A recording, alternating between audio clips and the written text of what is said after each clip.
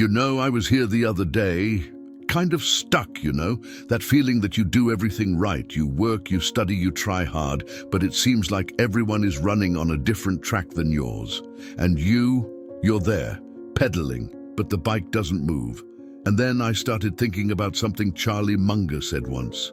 He said something like, "The best thing a human being can do is help another human being to know more." But I kept chewing on that. And I realized it's not just about technical knowledge, It's about understanding the game. And man, I didn't understand the game. Nobody explained it to me.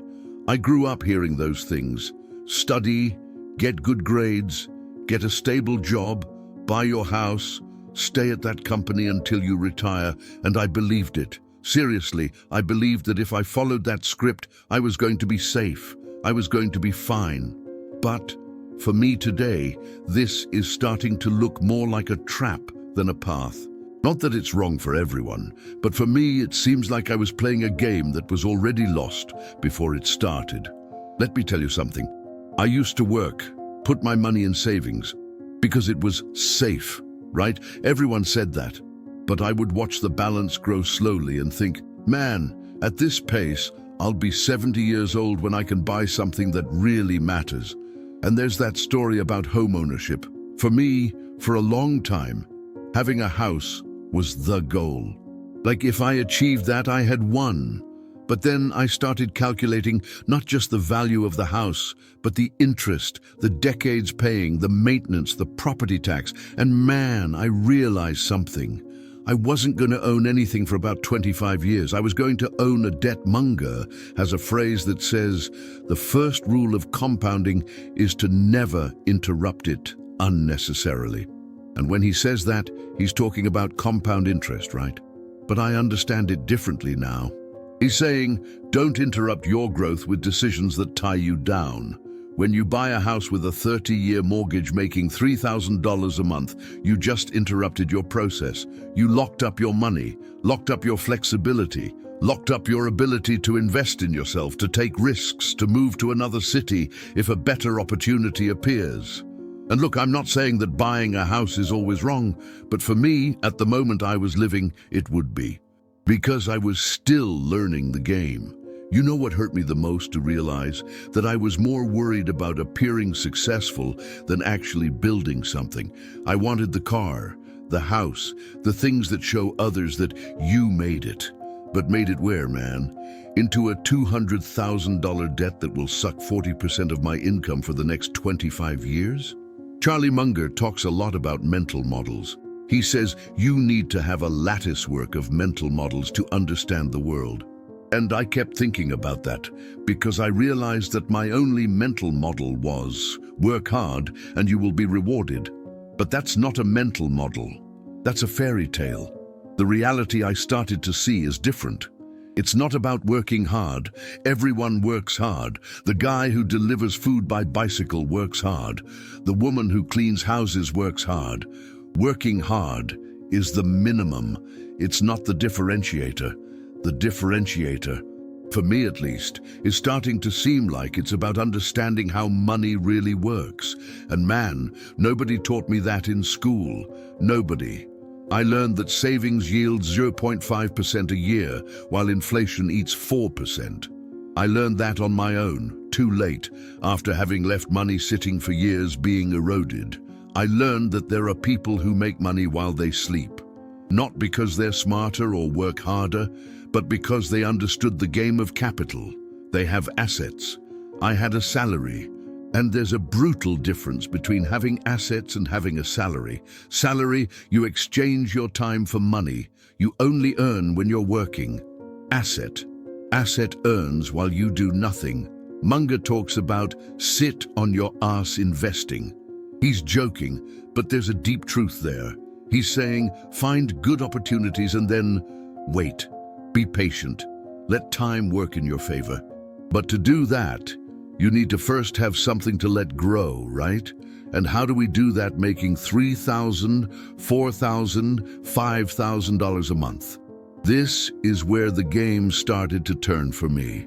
I stopped thinking, how do I make more money? And started thinking, How do I use the money I already have more intelligently? It seems like the same thing, but it's not. I cut everything that was status. That streaming service I barely used, cut it. That expensive gym membership I went to twice a month, cut it and started running in the street. That lunch out every day spending $15 became packed lunch. And look, it wasn't easy, because we live in a society that judges you by what you consume. Your friends will find it strange. Your family will ask if everything is okay. But you know what happened? I started having $400, $500 left over per month. And then I did what I had never done before. I invested, not in savings, not in keeping it under the mattress. I studied, I learned the crooked way, making mistakes, losing sometimes, and started putting that money to work for me. Munger has a concept he calls circle of competence. He says, stay within your circle of competence. Only invest in what you understand. And for me, that meant starting small, starting with what I could understand. Simple ETFs, index funds.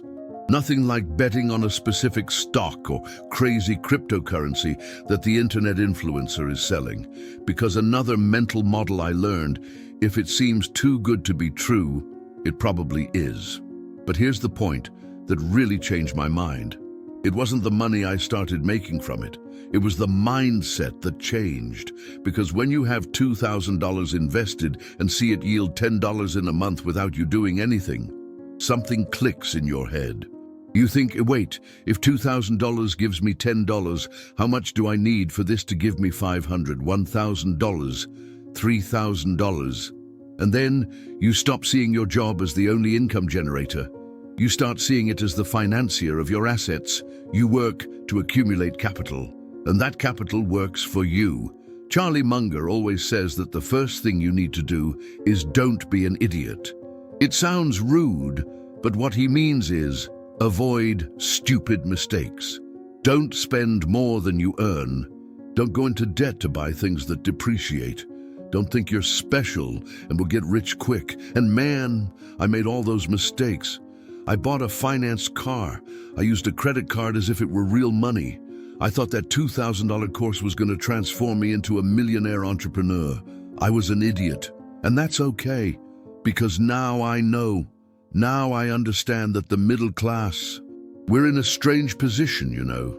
We're not poor enough to receive help, but we're not rich enough to have the advantages that the rich have. We pay a ton of taxes, proportionally sometimes even more than the rich, but we don't have access to the same wealth multiplication mechanisms, and that made me very frustrated, like I felt the game was rigged. And you know what? It is rigged. I'm not going to lie to you. But I learned something that Munger talks about a lot. You can't control the rules of the game, but you can control how you play. So I started playing differently. I stopped complaining that so-and-so inherited a company from his father.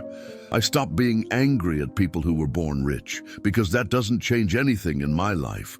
What changes is I wake up every day and make a choice. I choose to invest in myself. I choose to learn something new. I choose to put $50, $100, $200 to work for me instead of spending on something that will give me pleasure for 3 hours. And look, I didn't become rich. Far from it. But for the first time in my life, I feel like I'm on the right path. I'm building something, even if slowly, even if it's $300 a month.